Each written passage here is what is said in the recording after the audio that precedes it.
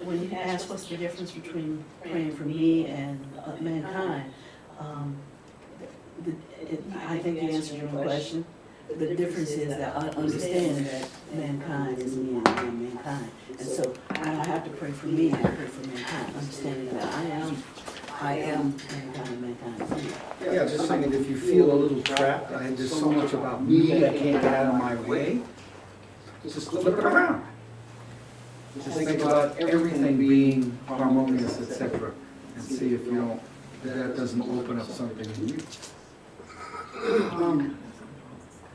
Shalom is the word in the Aramaic for prayer. It is no different than meditation.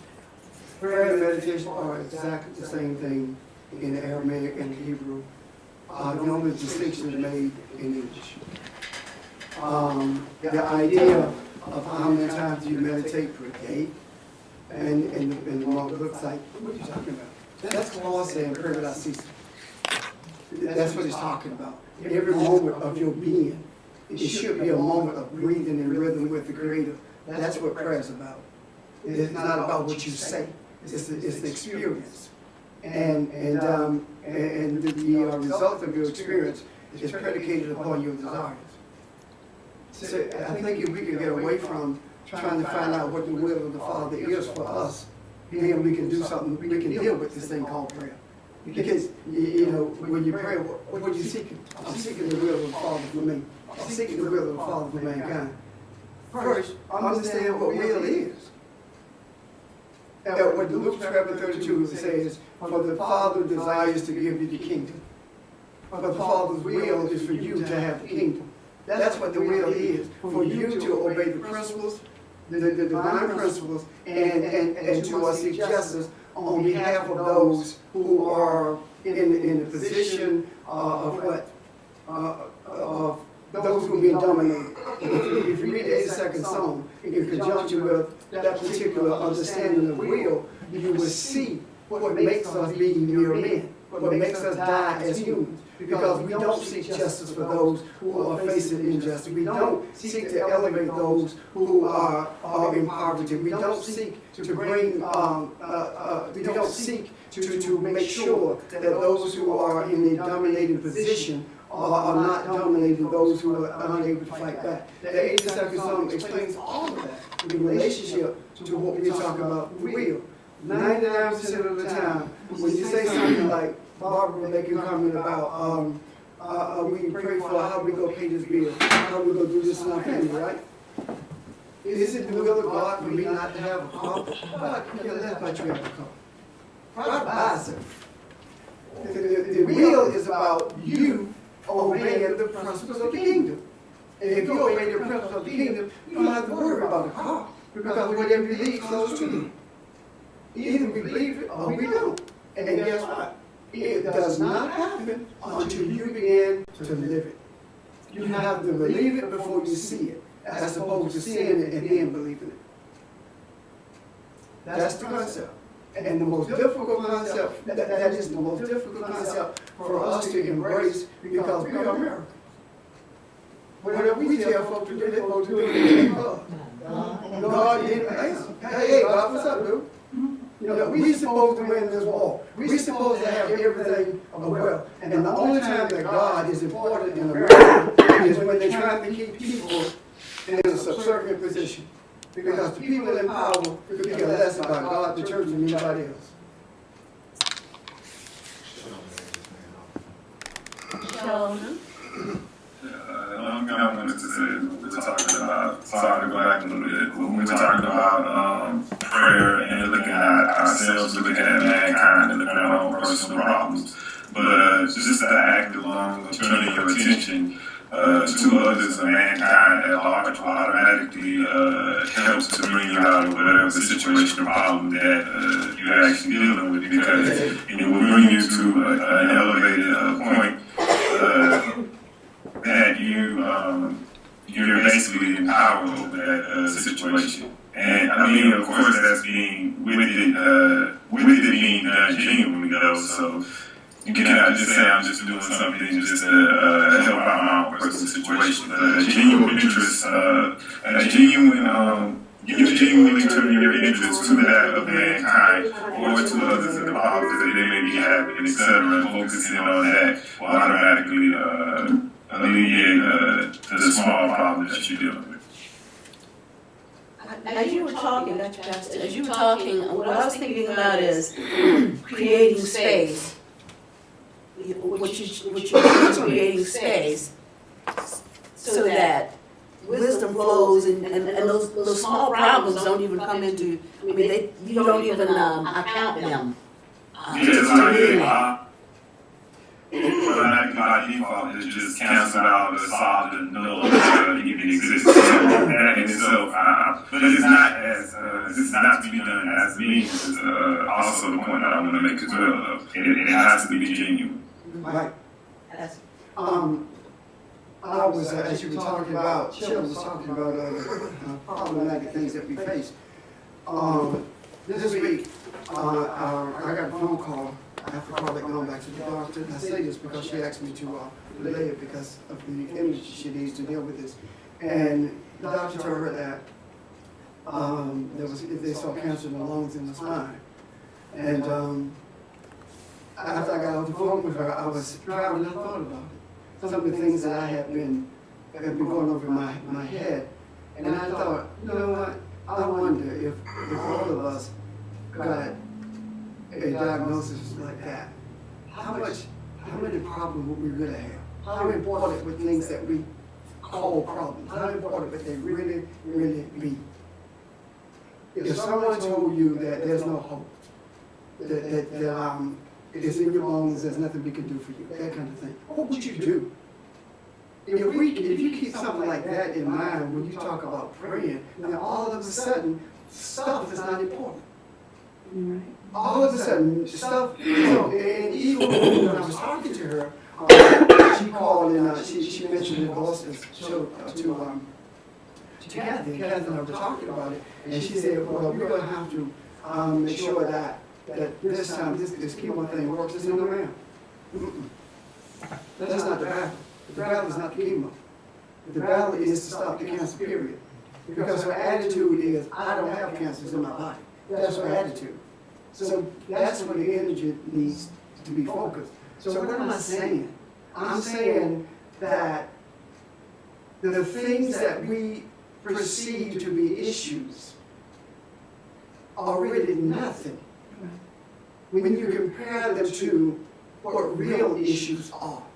You see? Yes. Now keep in mind, it is just as easy for the creator or for us to deal with a headache as it is for cancer. We just don't think that. Because we think that that's the end all. Yeah. You see where I'm coming from? So if we can keep it in the forefront of our mind, what's really important? What's really important? Job? House? Relationship? What's really, really important? The really important things in this life are the things that meld us as one. And there's nothing that melds us as one like a tragedy in the life of somebody who we're close to. All of a sudden, we begin to focus on them like never before. But let something happen to them. Let's say that they can't pay a bill, get a car repossessed or something like that. Now all of a sudden, shoot, you can afford it in the first place. You don't know what's going on there. So it seems as though it has to be a tragedy, like sickness or someone getting burned in the house, before we can see the need to function as one. What would happen if we didn't have to face a tragedy for that? What would happen if we just did that on a daily basis, which is in essence praying without ceasing, which is constant meditation? That's what all it is.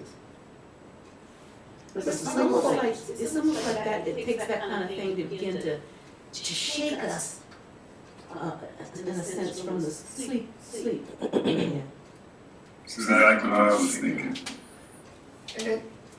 And you're right, it does. But you know what it does? It shakes us. We wake up, and then we go right back to sleep. Yeah, I mean, it only lasts for a moment. I mean, look at what happened on 9/11. You know, there was a feeling, a sense of unity in the air.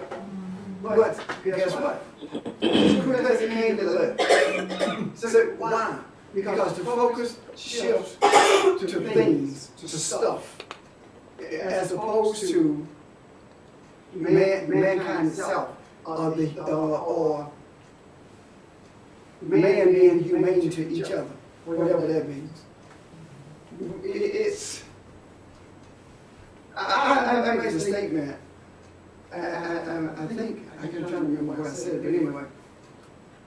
My statement was this: war has never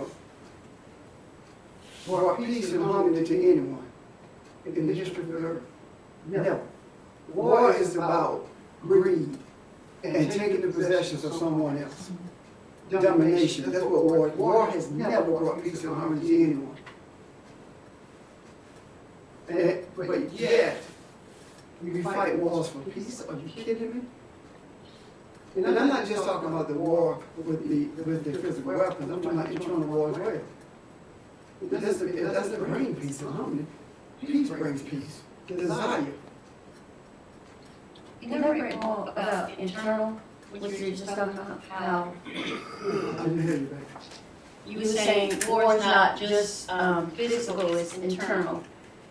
Elaborate more on what you were talking about there. When I talk war being internal, Internal. there is a battle to stay where you are in terms of when you're most comfortable.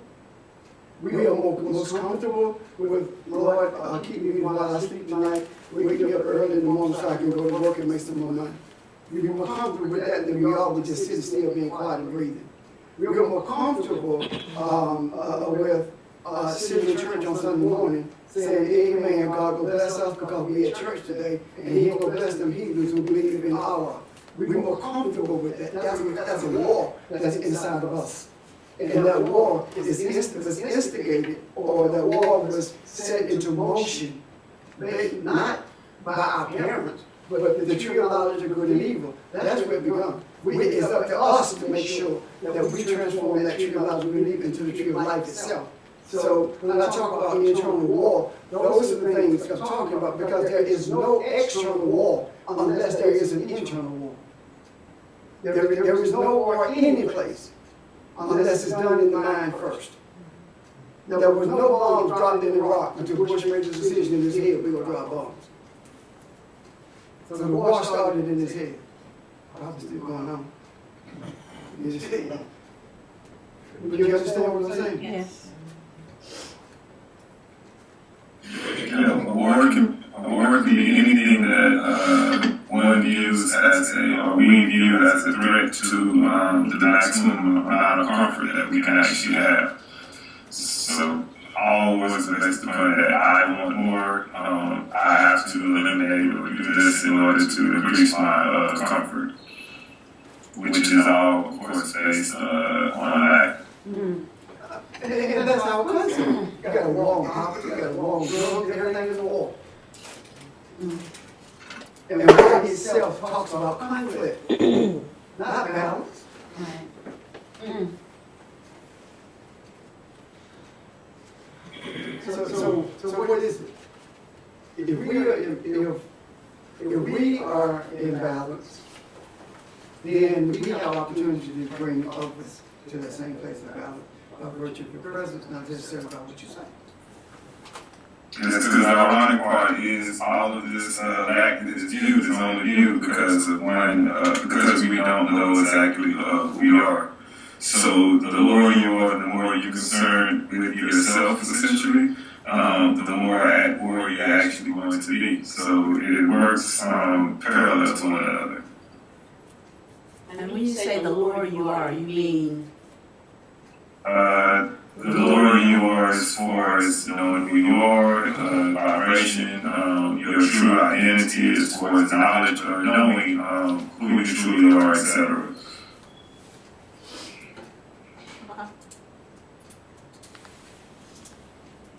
Because if you really truly knew who you were and understood, then you would understand that your comfort level is not at threat, so you would not fight so vehemently to protect that.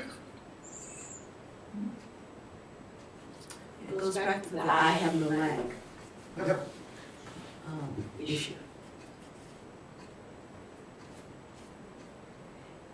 Anything else at this point? Okay. Well, we started off talking about our week and how was it? And we asked the question, why wasn't that way? And we had several comments. And I think the bottom line we got to is that it doesn't have to be good or bad from an external perspective. We set the tone. We create the week. We set our, in our own consciousness, we make a decision about how it will be. So that's knowing who you are too. Not only knowing who you are, that's acting on that knowledge. That's knowing and acting.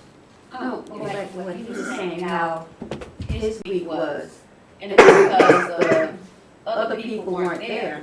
You have to, When he was thinking that the other people are not there, so I shouldn't have to deal with all of their stuff.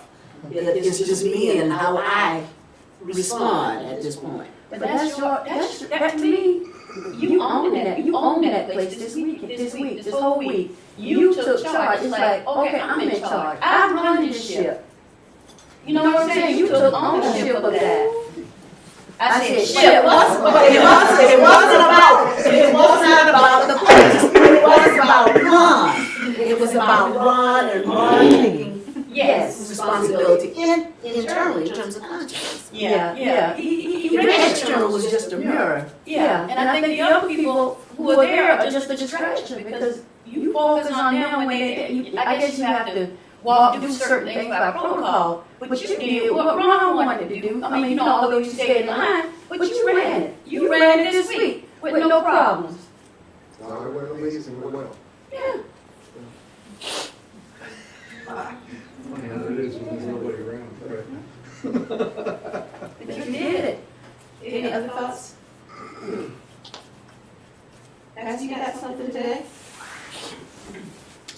I didn't hear the part about the week and sports owning it. I just wanted to say that no matter what happens, we, like, say for example, going into the next week or whatever, or any day, the rest of the day, once the League Foundation, it doesn't matter.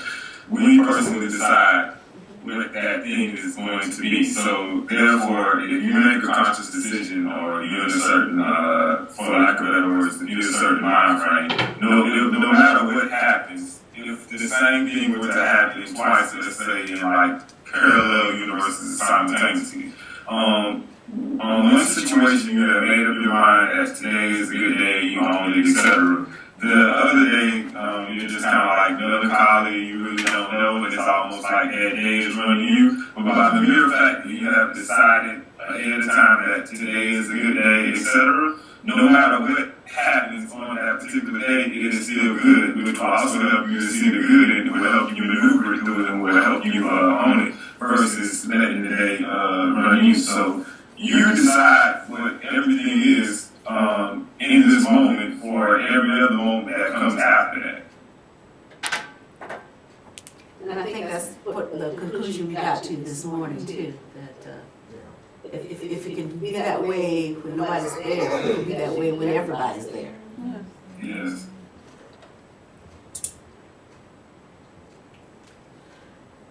Okay, pass. Yeah, my week, I know you started with that, it was, oh my God. I thought it was, I was off balance most of the week. And I had to fight to stay focused. And it started actually Sunday night. I went to see my mom and she was sick. And of course, she don't want to go to the doctor. Monday, we convinced her to do it. She went. And then they put her in the hospital. And she was upset with that. Told you, if you take me to the doctor, you're going to put me in the hospital. I don't want none of that. So she came home on Wednesday, and Wednesday she didn't look good. So from Sunday to Wednesday, my world was kind of shaky. Not that I'm afraid of death, but I had never seen her like that before. She's always been a fighter. And she's never complained about anything. But this, and now she was complaining about how weak she felt and, you know, what she was dealing with, and no matter what you say to her, she wouldn't argue with you. And I looked at my cousin who stays with her and saw the fear in her face, because my cousin's disabled. And the fear in her face, I knew what it was, well, all of us knew, that my mom was going to leave here and leave her here. And she just sat there, she watched her mama die, her grandmama, in 2 months in that house. Well, you know, well, not necessarily that house, but in the house. And now she's afraid of this happening. And mine, I sat there and I thought about it. I called my sister and said, you know what? It's not that I want my mama to stay here because I want her to stay here. It's my desire for my mama to be here and let Bessie go first. Because mama can handle it better than Bessie can. And my sister agreed. And when I got off the phone, I went to my mom to take her to a follow-up visit at the doctor's office. She's a totally different person. She's the old person was back. And she looked at me and said, kind of laughed, she said, I ain't going nowhere. Not right now. But I knew that at some point she felt she was. Because she had written a letter Thursday to my two sisters, my brother and me, about what she would like to see happen when she was gone. So I knew that she saw what we saw. So, you know, it wasn't a bad week, but it was a week of struggle to stay focused. And I can say that it was never fear. It was, I can't explain it, but I know you. So how's Bessie doing now that she's on the street? She's having it. Fear is gone. Yes. She told me, well, when I walked in the door, and my mom was just talking to her like she really does. All kind of things changed. So I went back to check on them yesterday evening and talked with them this morning. They fine. But it was, she couldn't even remember her medicine. That was all I remember.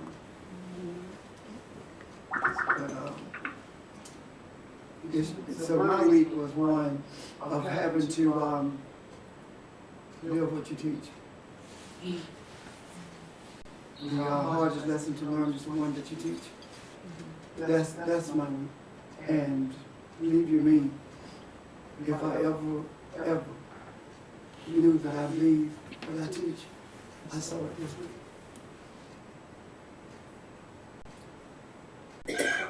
So that was my week.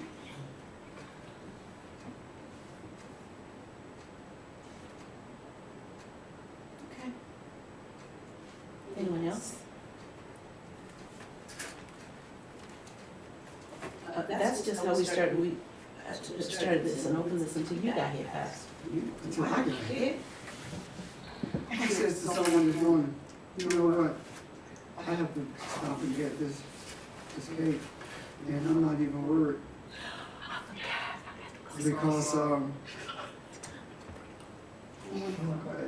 Because the reason I wasn't worried is because I know that whoever's there,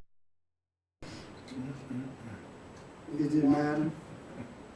And someone said to me, that's because you don't have the ego like me. And I said, thank God I don't. Who's teaching Barbara? She don't want to wrong somebody. Well, I said, you teacher. Child, do you have anything for the good of this morning? We opened up with how was your week and why did it go the way it did? And then we talked about prayer and how we approach prayer was a question. And what prayer is was a question. Any other questions?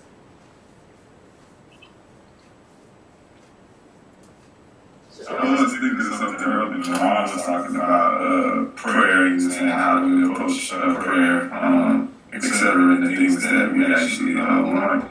And even with the monk who was constantly in prayer and just living in the moment. Can't remember. I'll let you know, but I was trying to think of it earlier. We were having a little technical difficulty at the moment. You mean wiring up? Inside a case. Alright.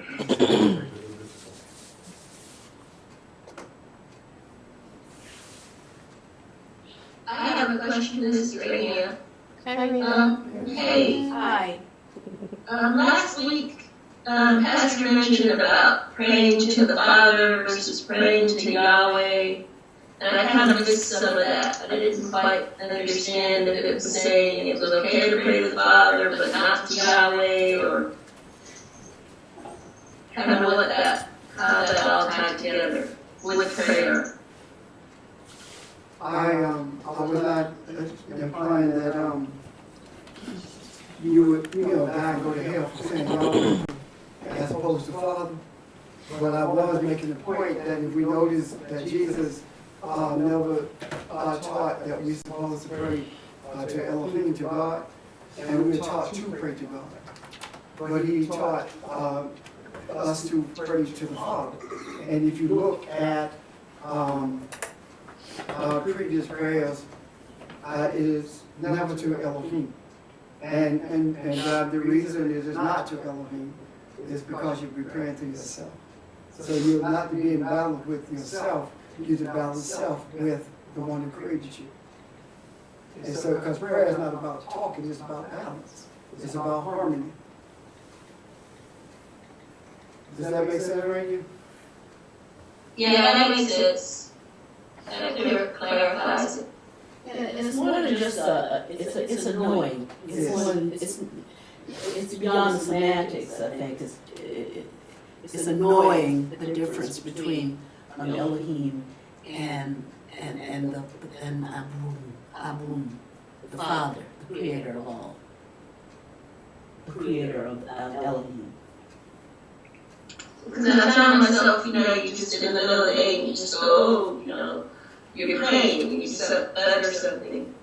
And once, a couple times I said, oh Father, but there was one book I said, oh God.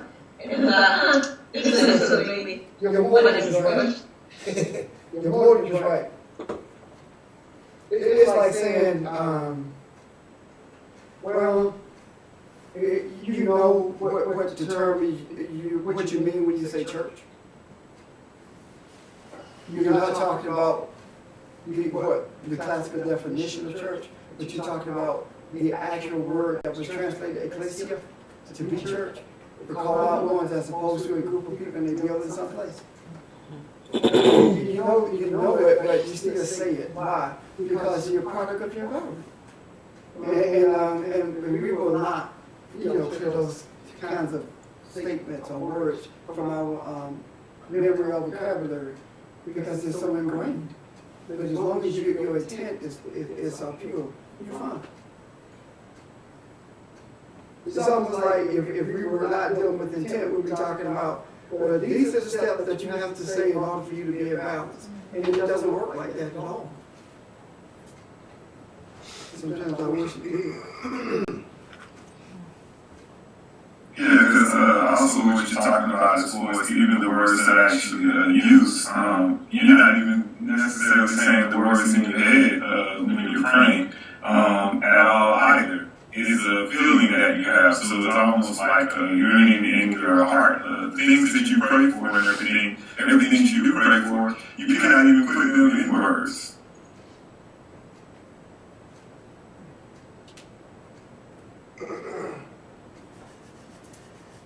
You know why? Go ahead. The reason you can't put them in words is because if you're sincerely praying, there are no words. I mean, when you pray with words, you're thinking about what you're going to say. You're making it up as you go. And you put boundaries around it. Right. There may be so much more available for you But you set those boundaries in concrete terms about, I want this and I want that. And with this comes these consequences, these circumstances, these quote unquote troubles, so that's why it says we don't know what we pray for, because with every prayer, there's a vibration that goes out, and there are consequences, particularly to those selfish prayers. Well, Sheldon, I like what you said, because what it made me think of as an analogy, an analogous thing, is when I started to learn French, I could only express myself in French by the vocabulary I had and what I understood those words to mean. And those were two related but separate things. Because the French word didn't necessarily mean what I initially understood it to mean. It had more, it's almost like Aramaic definitions versus Greek. So I was obliged, and I could see the reaction on people when I was talking to them. So there's some other grammatical things, but just focusing on the vocabulary, I had to surf around and reconstruct and say many times what I meant to say, what I wanted to say till I could get it said. And in fact, at the end of the day, what you wind up saying when you're learning a language, which is why it's absurd, is not what you intended to say. You just move on. So it's you know what I mean? So it's, Sheldon's point hits home, because when you start, it's that same kind of process going on inside you. That translation is only as good as your understanding of the, what I want to say, the core language, so to speak. And if we're still learning who we are, what we are, we don't know what language that language really is yet. We don't know all the definitions of all the terms, so to speak. It's like we don't really, if you learn Aramaic, you went out and learned Aramaic. You wouldn't speak Aramaic the way somebody was born and raised speaking. You'd have to be around them, and with time, you get more of the fullness of the language, you know what I'm saying? So, is that useful? That's an analogy to finding yourself characterizing what you're feeling by trying to put it into words, even if the words are in your head.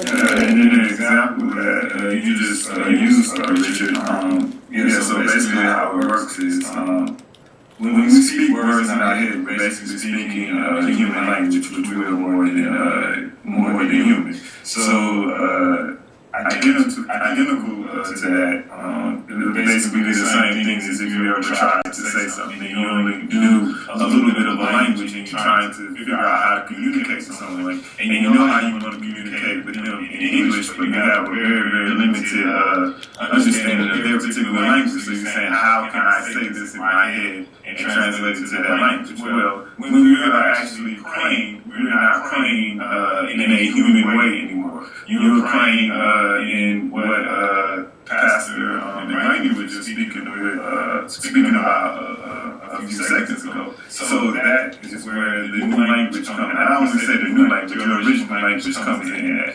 No matter where you are at around the world, without even saying anything in a language, and the two of you may speak a different language as far as the human language is concerned, but you still can feel people a certain type of way. What is that?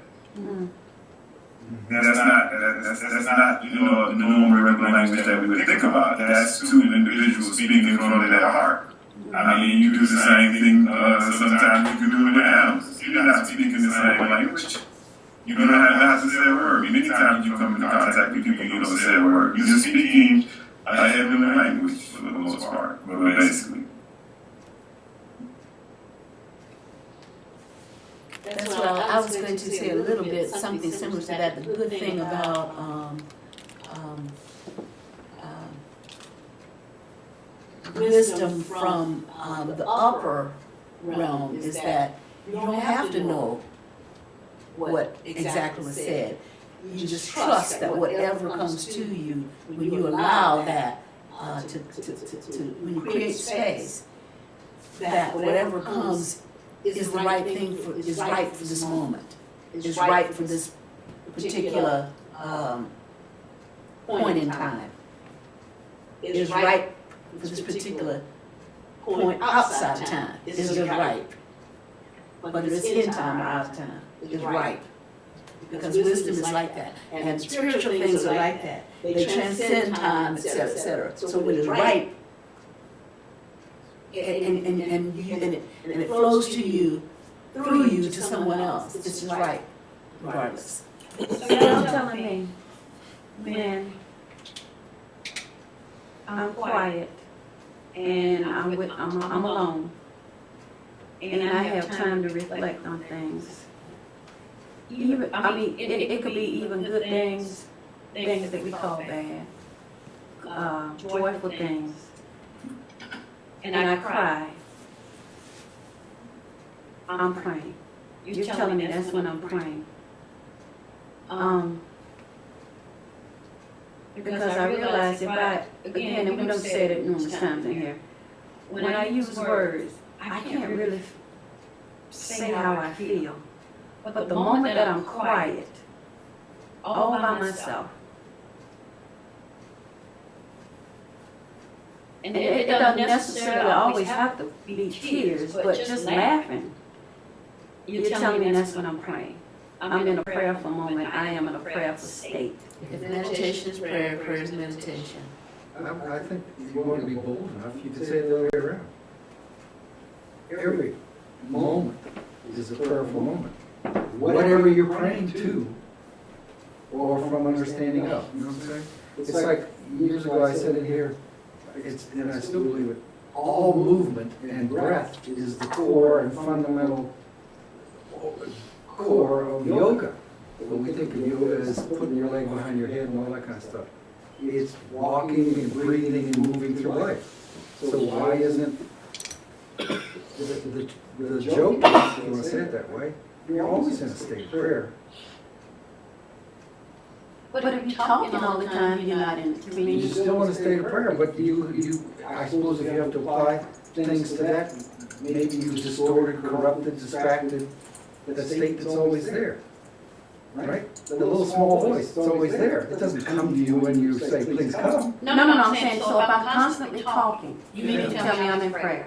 I'm saying, if the state is always there, you know what I'm trying to say? Maybe it's silly. You're talking about, i.e., if you say, I got you past it, like the seed of divinity is always there, even though it's covered up, we're not aware of it, who we are and what we are, but that doesn't change the fact that it's there. That's what he's, it's a similar kind of thing. But I think that's, for me anyway, that's profound, because it's not something you have to go and find. It's something you have to open up. You know what I'm saying? Let it out within you, that's what we say. So it's always there. So you're never alone or away from it. But the way you act creates the confusion, distraction, distortion, etc. All right. You're never away from it. It's always there, but you're not always aware it's there. Because your focus is on something else. When you talked about sitting and focusing, that's no different than meditating. It's no different than laying a trap for the divinity. It's no different than opening yourself up for the essence. When you talk about that and you're more aware of what's happening inside of you, that's in your closet. That's in your closet. But if you are focused on, well, you know what, this job is about to drive me crazy, and you are constantly talking about that job, then yes, the state of the opportunity for the state is there, but you're not engaged. You're engaged in something that pertains to you, self alone. You understand what I'm trying to say? Okay, I'm saying that what you described as prayer and meditation is. And I'm also saying that if you're not focused on anything other than yourself, you are not praying, you're not meditating. In the sense that we are teaching prayer and meditation from the word shalut, from the Aramaic, from the scripture perspective. That's not prayer. As a matter of fact, I take it a step further, and I may get in trouble behind it, but I'm always in trouble. What happens at the altar on Sunday morning is not prayer. That's a performance. What happens from the pulpit and as the implication, it's a performance. It's a programmatic thing that has no desire to open up anything other than to impress someone and make them feel like they need to respond. It's not about changing anything at all. Now, there are people who feel like that is the reason for this. But when I make these statements concerning that, I'm talking about from the perspective of leadership. Leadership does not know what prayer is. That's what I'm talking about. Now, the people who are being led, their intent protects them. But when you become a leader, your intent does not protect you. You are obligated to get it right. You are obligated to know what you're talking about. That's why those who choose to teach will be being administrated if they do something other than that. You cannot. See, let me put it this way. There is no way that I would agree to anyone, teaching, leading, anyone that I cover, without me feeling it directly from the grade. It's not going to happen. Why? Because I am not going to put anyone in jeopardy of destruction simply because I want to please somebody. I'm not going to do that. Simply because I want somebody to feel good about themselves or feel good about me, I'm not going to do that. Because I have put them in a position to self-destruct. You see where I'm coming from? The other thing about that when we talk about it is this. You don't pray for anybody's destruction. Let us win this war is another way of praying for somebody else's destruction. You cannot seek to destroy anyone without self-destructing.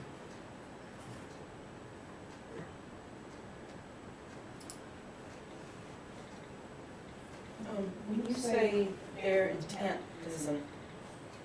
doesn't do anything, you're talking about their intent to perform or bless? Yes. Because you're not talking about. No, not at all. Not at all. I'm talking about the intent to make people respond, to say amen, to shout, to run, that kind of thing. That's what I'm talking about. Thanks for clearing that up. I think the difference is with trying to decide what is prayer and what isn't. Prayer is any time we can surrender our humanity. Completely get out of the way, which kind of does set the direction for your desire and your intent. I'm kind of trying to put this in words. I guess surrendering humanity to me is if I'm trying to shape it or I have another motive for praying, my humanity is still there. And I'm trying to shape the outcome of what I want to happen. Or if I'm praying because, it's about my mom who was ill and my mom alone, that's still trying to shape it. The other night, Pastor and I were talking, and he mentioned to me about Carla when he brought this up, and my mind just started racing, and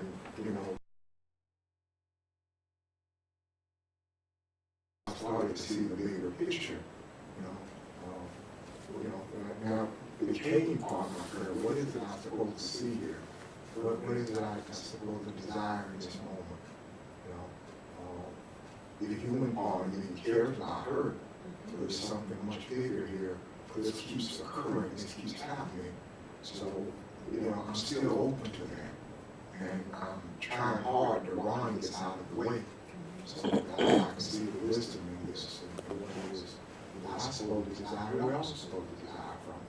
So I'm sorry to interrupt you.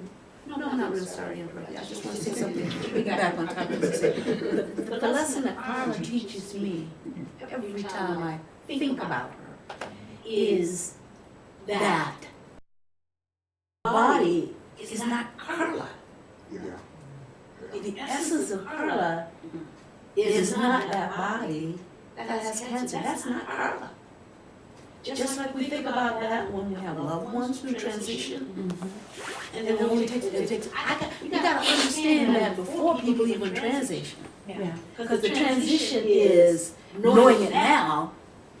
That's the transition. That's the transition from the lower world to the upper world. Understanding it now. And so when the physical transition for any one of us, you know, when y'all hear my home going, I mean, just understand that that's a door that's open for me. And to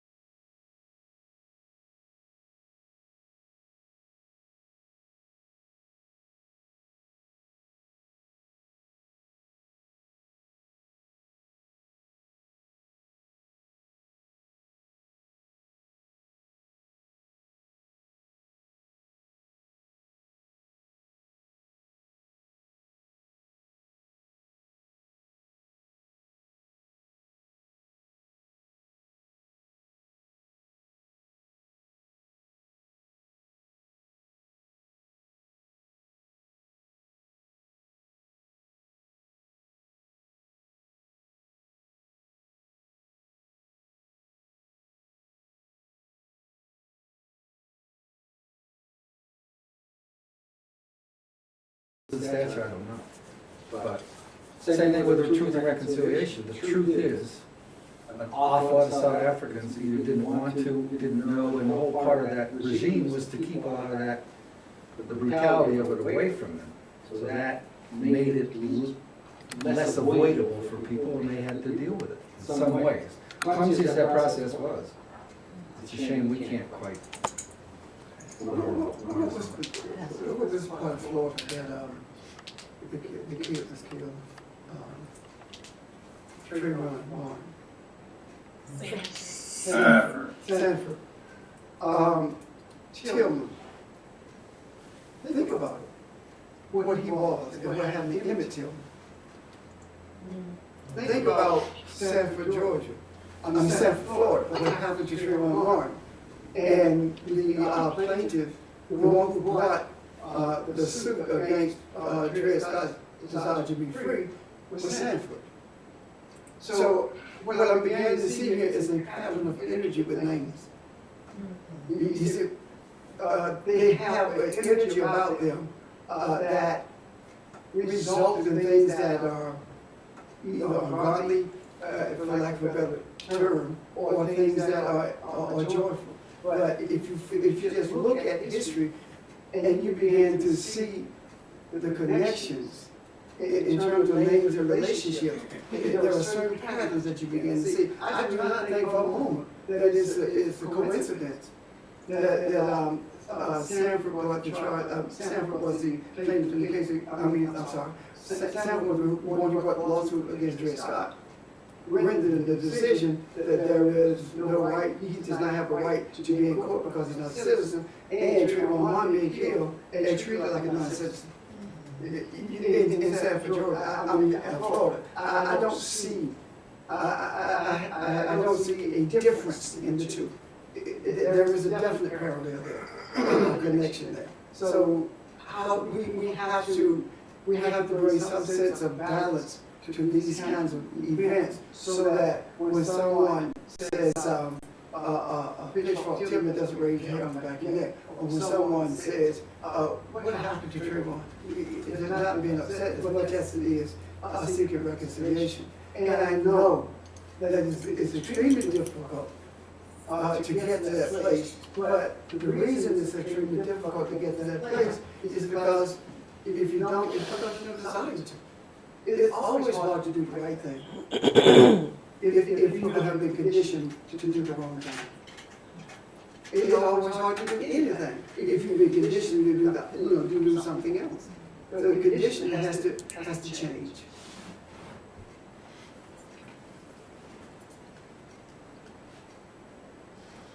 Well, we discussed a lot of things today. All of which get to the bottom line, the buck always stops with us. Absolutely. Whatever's going on, is what am I to do with this? How am I to respond? With the larger picture being, how am I to respond so that I know that it impacts mankind and not just me? Anything else today? Yeah, my question would be this, and I expect you to answer. Wait, I mean, your question is rhetorical? It is. Okay. Alright. Okay, so this is for everyone. Now that you know the direction of your heart, your desire, it's constant prayer and has a direct impact on mankind, seen or not seen. How does that change your prayer and your approach to it? One more time, sounds like a paragraph. Now that you know the direction of your heart, your desire, it's constant prayer and has a direct impact on mankind, seen or not seen. How does that change your prayer and your approach to it? You asked us that. That's a good summary of everything that we're saying. Answer. It's not A, B, or C. I'm like, Regina, I missed it. Okay, look, okay, I got it now. You want to read it one more time? No. No, I got it. I am prayer. Okay. I just didn't understand the first part about knowing your desire of your heart or something. What? I'm not trying to be sorry. I just.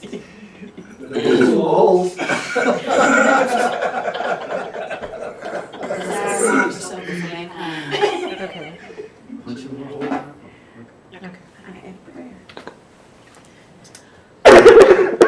Excuse me. I'm not gonna ask if there's anything else, I'm just gonna say the truth of the light that we are, and the light of the truth that we are, has us to know that we are prayer. Amen.